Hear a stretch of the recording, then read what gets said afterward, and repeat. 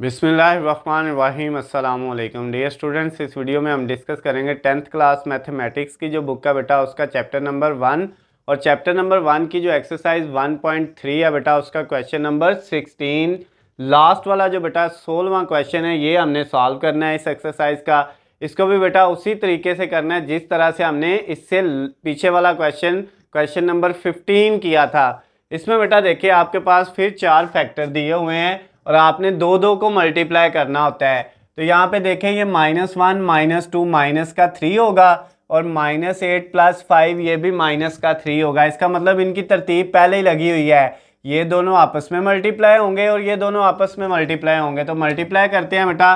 सबसे पहले ये देखें x को बेटा इन दोनों से मल्टीप्लाई करना है। x से होगा तो x का स्क्वायर, फिर x को -2 से करेंगे -2x।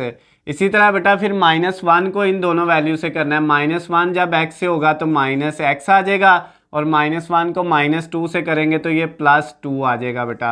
अब आपने इन दोनों को मल्टीप्लाई करना है। ये पहले x दोनों से होगा बेटा, x से होगा तो x का स्क्वायर, फिर x को +5 से करेंगे तो 5x। फिर बेटा ये -8 दोनों से होना है, -8x से होगा तो -8x और -8 को +5 से करेंगे तो ये बेटा -8 को 5 से करेंगे तो ये बेटा 40 आ जाएगा। और उसके बाद बेटा आ गया +360 = 0, उसको वैसे लिख दिया। अब नेक्स्ट बेटा ये आपके पास आ गया x² -2x और 1x माइनस के 3x और ये +2 ऐसे ही। इधर बेटा ये x², ये +5x और -8x माइनस के 3x, ये दोनों प्लस माइनस हो गए और -40 और प्लस का 360 है = 0। अब ये देखें मल्टीप्लाई करने के बाद इसमें भी x² -3x आया और इधर भी x² -3x आया है। तो ये बेटा जो सेम वैल्यू दोनों में आई है इनको हमने किसके इक्वल लेट कर लेना है, ये फर्ज कर लेना है, लेट कर लेना है कि ये y के इक्वल है, x² -3x जो है। तो अब बेटा इसकी जगह फिर क्या आ जाएगा y और साथ क्या है +2 मल्टीप्लाई, इसकी जगह भी क्या आ गया y और इसके साथ है -40 और प्लस का 360 = 0। अब बेटा इन दोनों को आपने मल्टीप्लाई करना है। तो अब y से होगा तो क्या आ जाएगा y का स्क्वायर, फिर ये y -40 से होगा -40y आ जाएगा। उसके बाद ये 2 को y से करेंगे तो ये 2y और फिर 2 बेटा -40 से होगा तो ये -80 आ जाएगा और +360 = 0। अब ये बेटा आपके पास y² है, ये -40 + 2 -40y और +2y ये माइनस का 38y बचेगा और ये बेटा -80 और प्लस कितना है 360 में से 80 माइनस करेंगे तो प्लस का 280 बचेगा = 0।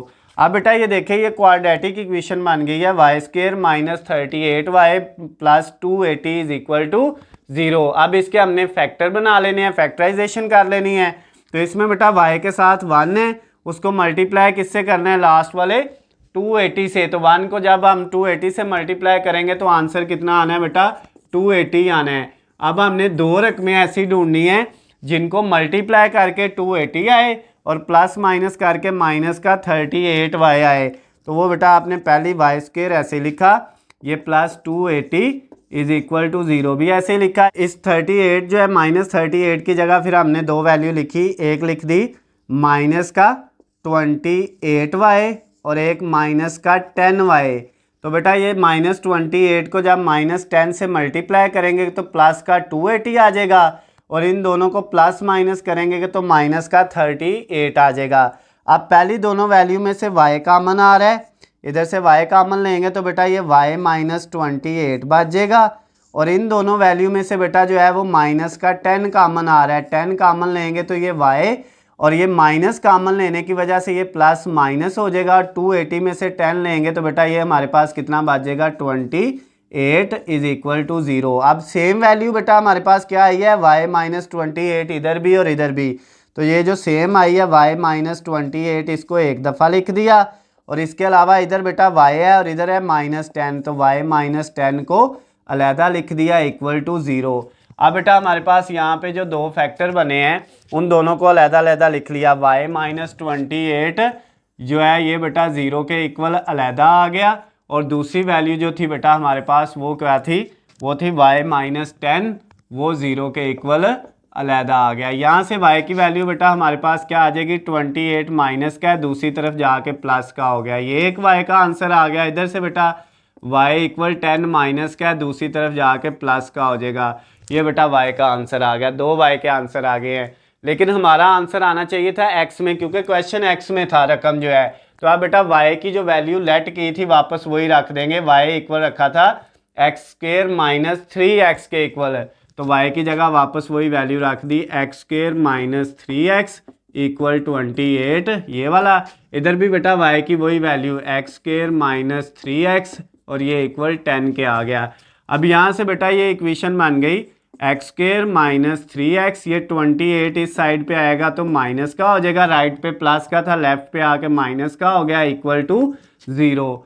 और बेटा ये दूसरी वैल्यू है वो भी इसी तरह से सॉल्व करनी है। पहले इसको हल करके इसके आंसर निकाल लेते हैं। इसके फैक्टर बन रहे हैं बेटा, क्या फैक्टर बनेंगे, x² और माइनस 28 इक्वल टू 0, यानी इधर 1 है तो 1 को बेटा माइनस 28 से मल्टीप्लाई करेंगे तो माइनस का 28 ही आना है। अब दो रकमें ऐसी ढूंढनी है जिनको मल्टीप्लाई करें माइनस का 28 आए और प्लस माइनस करें तो माइनस का क्या आए बेटा 3 आए।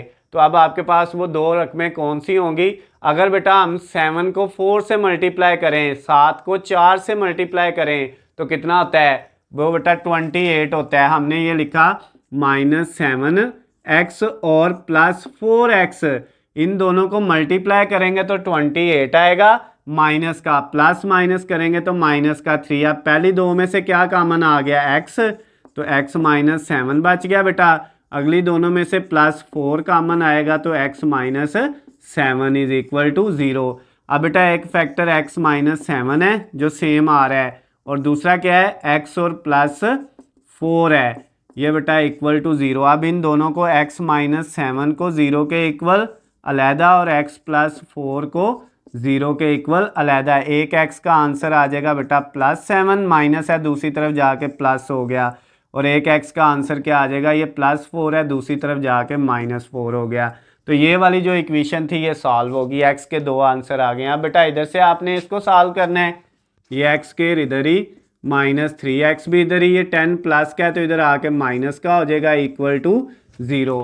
अब बेटा इसके फैक्टर क्या बनने हैं, यानी आपके पास दो रकमें ऐसी आनी हैं जिनको मल्टीप्लाई करके -10 आए और प्लस माइनस करके -3 आए, तो वो बेटा आपके पास आ जाएगा x² minus 5x plus 2x और -10 इक्वल टू 0। ये -5 को 2 से मल्टीप्लाई करेंगे तो माइनस का 10 आएगा और प्लस माइनस करेंगे तो माइनस का 3 आएगा। अब पहली दोनों में से क्या कॉमन आ रहा है, x कॉमन आ रहा है तो x माइनस 5 बेटा, और अगली दोनों वैल्यू में से क्या कॉमन आ रहा है, +2 कॉमन आ रहा है तो ये भी x minus 5 is equal to 0। अब बेटा एक फैक्टर इसमें आ गया x माइनस 5, और दूसरा फैक्टर क्या है, ये जो सेम है वो एक दफ़ा लिख दिया, और ये x और +2 जो है ये एक दफ़ा लिख दिया इक्वल टू 0। अब ये x माइनस 5 को 0 के इक्वल अलहदा रख लिया और x प्लस 2 को 0 के इक्वल अलहदा। यहाँ से बेटा x का आंसर आ जाएगा +5, दूसरी तरफ जाके इधर माइनस है, और यहाँ से x का आंसर आ जाएगा 2 प्लस का, दूसरी तरफ जाके माइनस का हो जाएगा। तो ये बेटा x के दो आंसर ये आ गए हैं, दो ये आ गए हैं।